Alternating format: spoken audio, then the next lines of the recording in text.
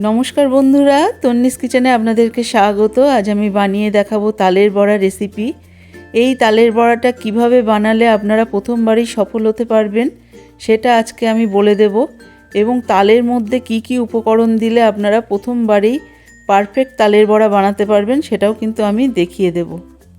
তালের মধ্যে কি কি উপকরণ দিলে তালের বড়াগুলো উপর থেকে মুচমুচে হবে এবং ভিতর থেকে একদম তুলোর মতো নরম হবে আর ফোলা ফোলা হবে সেটাও কিন্তু আমি বলে দেব।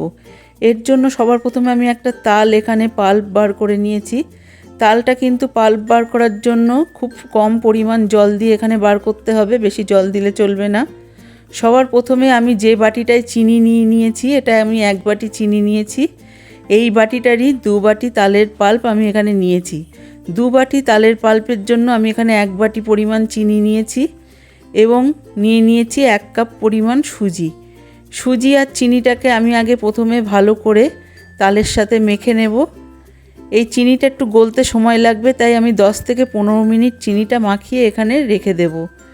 এখানে রেস্টে রেখে দিলে চিনিটা কিন্তু কিছুটা গলে যাবে এবং চিনি থেকে কিছুটা জল ছাড়বে। এরপরে ফিরে আসলাম 15 মিনিট পর। 15 মিনিট পর আমি এর মধ্যে অ্যাড করছি একটা নারকেলের অর্ধেক মালা নারকেল কোড়া। নারকেলটা অপশনাল, আপনাদের কাছে যদি ড্রাই কোকোনাট গুঁড়ো থাকে সেটাও দিতে পারেন। দিয়ে দিচ্ছি একই বাটির 1 বাটি পরিমাণ আটাটাও কিন্তু আমি ঠিক একই বাটিতে মেপে নিয়েছি, যে বাটিতে তাল মেপেছি সেই বাটিতে। এরপরে দিয়ে দিচ্ছি সেই বাটিরই 1/2 বাটি পরিমাণ চালের গুঁড়ো। এই চালের গুঁড়োটাও কিন্তু আমি একই বাটিতে মেপে নিলাম।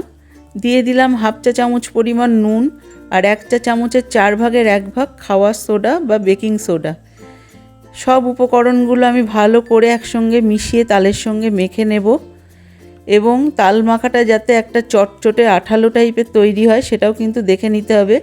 যেমন আমরা বড়ির ডাল ফেনাই সেরকমভাবে কিন্তু তালটাকে একটু ফেটিয়ে নিতে হবে যাতে তালের বড়াগুলো ফোলা ফোলা হয়।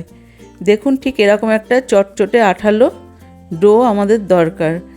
এখানে কিন্তু তালটা খুব ভালোভাবে আমি ফেটিয়ে নিয়েছি। এবার তালের বড়াগুলো ভেজে নেওয়ার জন্য কড়াইতে দিয়ে দিচ্ছি সর্ষের তেল। আপনারা যে কোনো তেল দিয়ে এটা বানাতে পারেন, তবে তালের বড়া কিন্তু সর্ষের তেলেই বেশি টেস্ট হয়, সেই কারণে আমি এখানে দিয়ে দিলাম। একটু বেশি করেই তেলটা দিতে হবে। তেলটা ভালো করে গরম হয়ে গেলে গ্যাসের ফ্লেমটা কমিয়ে দিলাম যাতে তালের বড়াগুলো দেওয়ার সঙ্গে সঙ্গে তালের বড়াটা পুড়ে না ওঠে। দেখুন আমি যেমনভাবে হাতের সাহায্যে এরকম গোল গোল করে তালের বড়াগুলো দিচ্ছি সেরকমভাবেই কিন্তু তেলের মধ্যে বড়াগুলো দিয়ে দিতে হবে। এখানে ঠিক তালের বড়াগুলো হালকা গোল্ডেন ব্রাউন যেই হয়ে যাবে তখনই কিন্তু আমি একটা ঝাঁঝরির সাহায্যে একটু উল্টে দিচ্ছি। দেখুন বড়াগুলো কিন্তু আমার প্রথমবারেই একদম পারফেক্ট হয়েছে।